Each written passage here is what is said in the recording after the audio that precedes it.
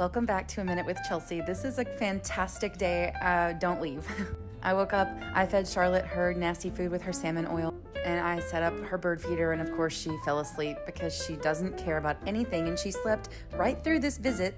This red-bellied woodpecker came to say hello and eat some peanuts, which I didn't know they ate those, but I'm really glad I put them out there. He sat and chomped for quite a minute, and Charlotte did not wake up one time. I was like poking her and being like, look, but she didn't even notice.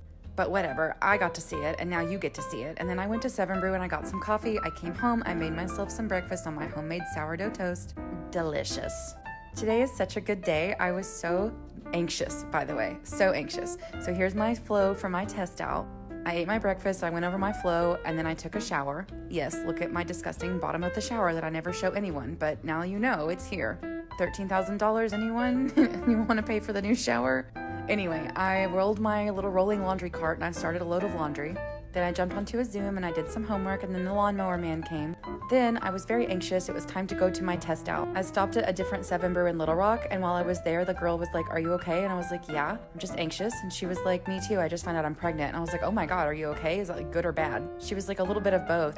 And I told her why I was anxious, and she was like, "You're gonna do great." And I was like, "So are you." And I did. I passed with flying colors. She was like, "You're gonna start teaching this weekend." And I was like, "Holy shit, let's have sushi to celebrate." So I picked up some sushi at Rock and Roll Sushi in Little Rock, and then I drove back to my office because I wanted somewhere to sit and be quiet and chill out for a second before I had to go work at Pilates that night.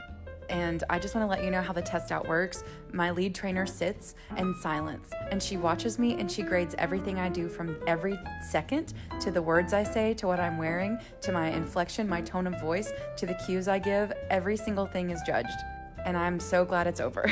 I still have one more because right now I'm just an apprentice instructor, but to become a fully certified instructor, I have to pass one more test. I also have about 20 more practice hours and about 25 more assistant teaching hours, but the good news is that I no longer have to stay after hours to do those things like I am right here in this video. I'm doing this with one of my friends, and so I get a whole practice hour out of it.